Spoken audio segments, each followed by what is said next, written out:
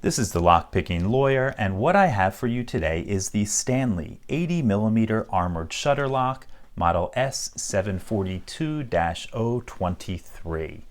This is not a lock that is sold in the United States, at least not to my knowledge, and I picked this one up from a retailer in the UK. I do have the original packaging, and there's a couple things on it that are worthy of note.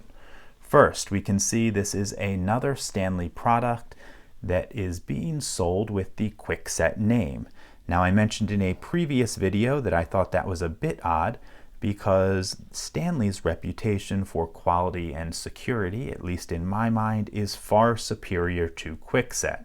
So even though they are part of the same corporate family, it does seem like an odd way to advertise the product.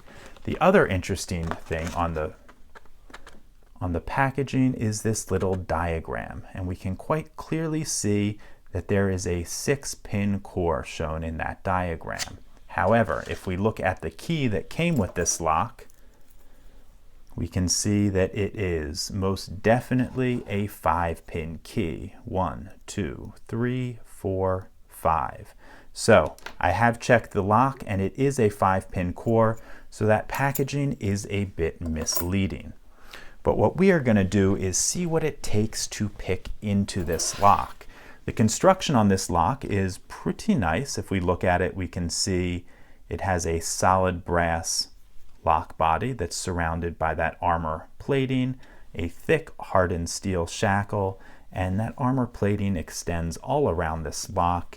We've even got a little spinner in front of the keyway for added drill resistance. All in all, I would say the construction of this lock is pretty impressive. But what we're going to do is see what the pick resistance is like. So let's get some tension in here. I'm going to use top of the keyway tension with this little wiper insert, and let's use a standard hook in 25 thousandths. Okay, click out of 1, felt like a standard pin. Click out of 2, nothing on 3. Click out of 4, nothing on 5. Back to the beginning, 1 still set. Nothing on 2, nothing on 3. Click out of 4. We might have gotten something out of 5. Back to the beginning, 1, 2. Click out of 3, nothing on 4. And there we go, 5 opened it up. Okay, so what it seemed like was all standard pins and probably some indistinct ends of the pins. It seemed like we had to pick a few of those pins a couple of times, getting little extra clicks out of them. We normally see that on tapered pins or poorly made Chinese pins that have little rounded ends on them. I think this was probably the latter, and the easiest way to tell the difference is to try to rake the lock open. So let me relock this guy back up, and let's get a rake out. I'll probably use bottom of the keyway tension for raking.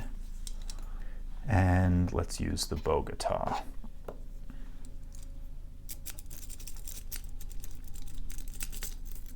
And it opened up relatively easily, so it is almost certainly some rounded ends to those key pins.